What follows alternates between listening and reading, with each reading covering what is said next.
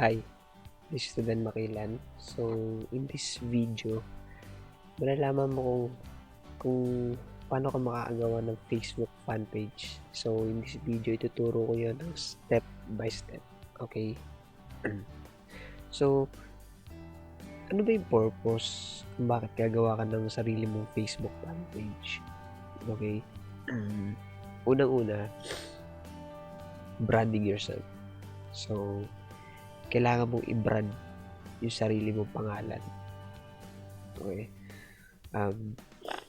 Pag na-brand mo yung sarili mong pangalan, makakapag-build ka rin ng trust sa mga prospect mo.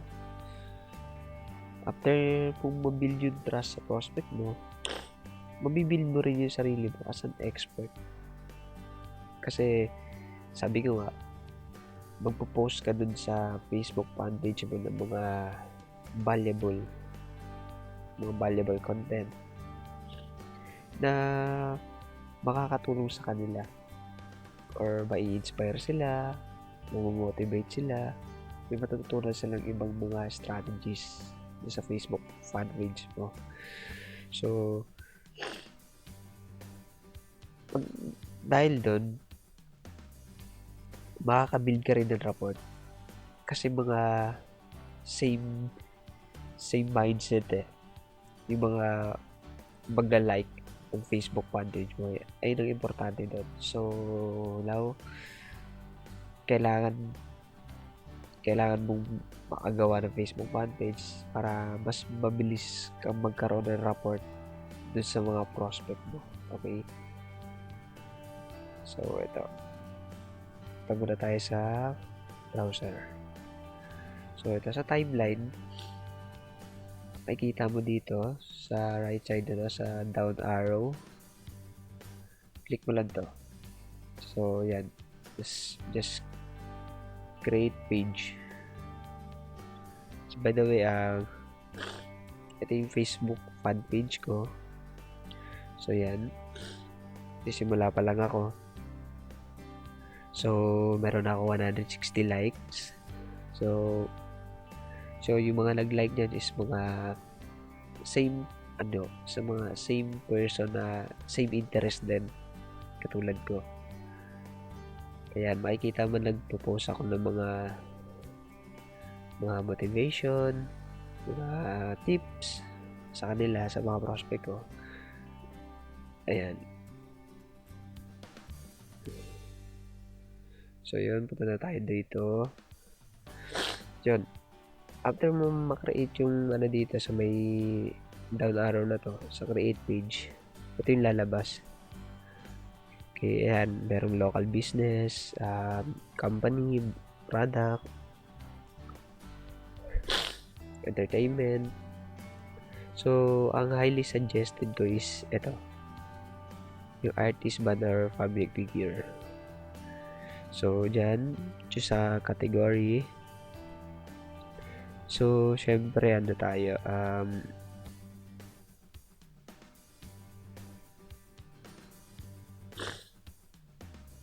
or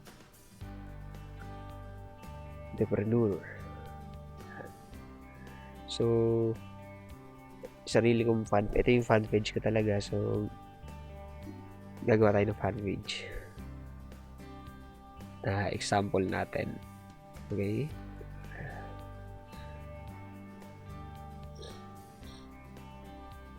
Ayan.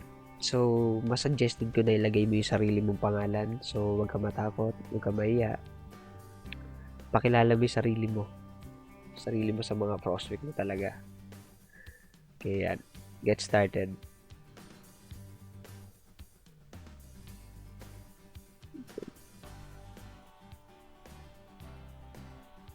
Matagal lang. Tagal yung internet. So, yan. Ngayon, ito yung sunod na labas. About. So, nakasulat dito is tell people what your page is about. So, may isulat mo na lang na this page is all about MLM, tips or yun na lang. This page is all about success tips. Yan, ito yung sample natin. So, gawa ka rin ng sarili mong okay. So, kung wala ka pa sariling website, ano mo muna siya? Ibayaan mo muna siya. So, save info. Yan. Choose profile pic. So, kuha ka lang sa may computer mo or sa cellphone mo. So, hanap ka na sarili mong picture. So, gagamitin kong picture.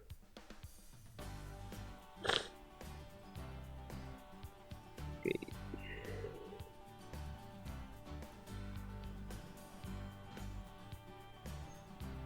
Dami kong ano.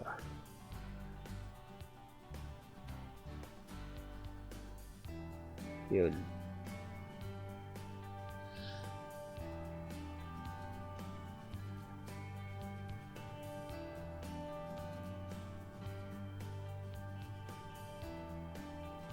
Siguro ito na lang. Oops. Wala. Isa pa. Basta yun, mag-ano ka lang ng mga ganap ka lang ng mga features mo na pwede mong i-profile. Yan. So, next.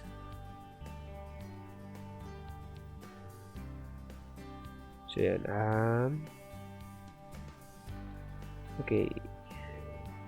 Skip mo lang to.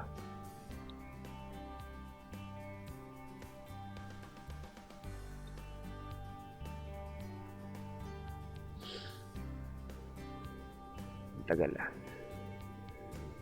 Preferred page audience. So, save mo na. So, yan. Sa mga interest, pwede mo ilagay yung other interest, yung mga networking, network marketing,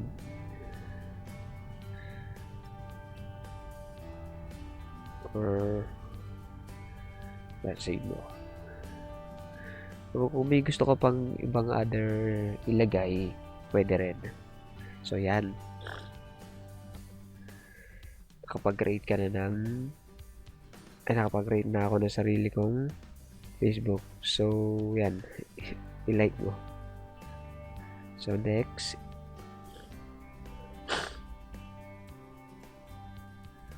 So, yun. Pwede ka mag-invite ng mga friends mo. Pero, once na nagpadala ka ng invitation sa kanila, huwag mo nang ulit-ulitin. Kasi makukulitan sila sa iyo.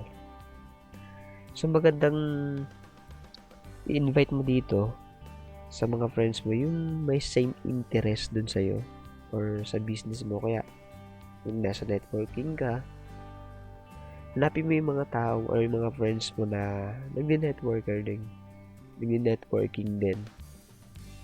So, same interest. Kasi pag nag-add ka ng isang tao na wala namang interest dun sa network marketing, so parang may inis lang siya sa'yo eh.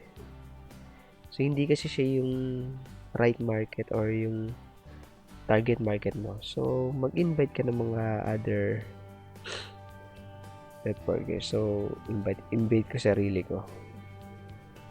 Okay. So, ang i-goal mo is makapag-likes ng siguro for the first, na 50 likes, okay na yun. Okay yun. So, and then, so on, parami ng parami. So,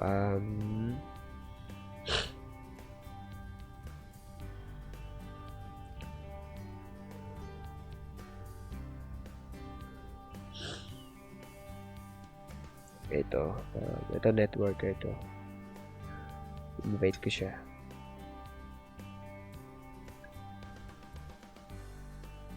Ngayon, basta invite mo lang yung may same interest. So, close. Papadala na siya doon. So, yun, nakikita mo.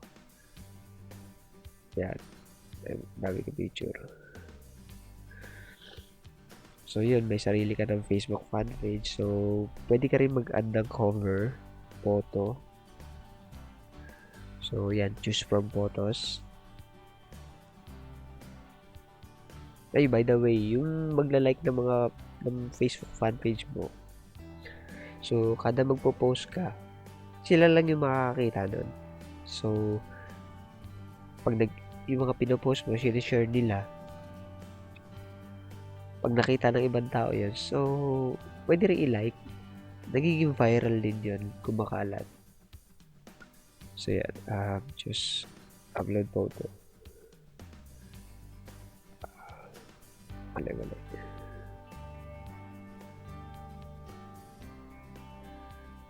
Okay. Hanap tayo. So, pwede ka rin gumawa ng banner sa taas. Make sure na sakto siya dun sa sa pixels na sinasuggest ni Facebook. Okay, maybe siguro ito na lang. Pero much better na may pangalan mo. So, may ginawa ko dito.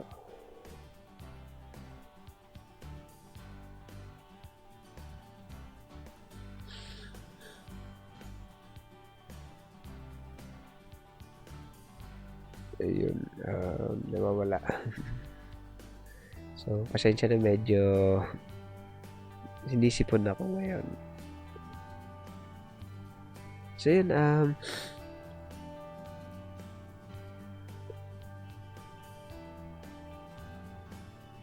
ito na lang muna siguro for sample natin. Ito lang muna. Ayan.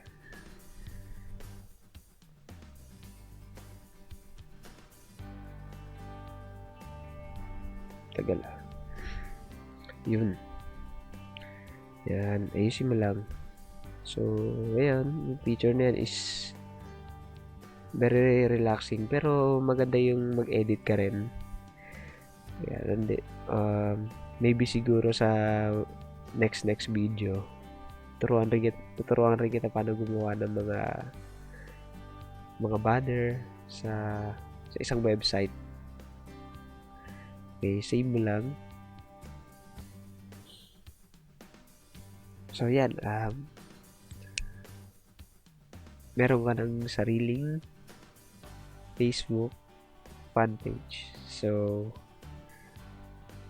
maganda yan na simulan mo mag-post dito ng mga valuable content. Dito mo siya i-share. Dito mo siya ipopost yung iba.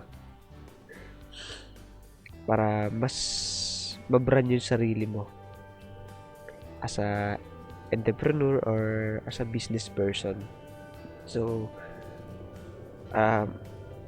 malaki advantage rin to dun para sa mga kompetensya mo. Kasi dahil sa Facebook fan page, mas nakikita ka ng prospect mo, lalo na yung mga target prospect mo. So, ito yung karamihan kasi hindi alam talaga ng mga marketer. So, post sila ng post dun talaga sa timeline lang nila. So, di na alam na pwede silang gumawa ng Facebook fan page para doon sa pagpopromote nila sa business nila. So, yun, ito lang naman, isang short tips sa'yo. So, make sure na mag-subscribe ka dun sa YouTube videos ko. I-like mo yung Facebook fan page ko. And then, para mas ma-update ka dun sa mga next videos na gagawin ko. So, yun. Until next video, wait for my next video na gagawin. So, this is it. Once again, this is Redan Makilan. So, good luck. Make sure na gumawa ka na sarili mong Facebook fan page. God bless.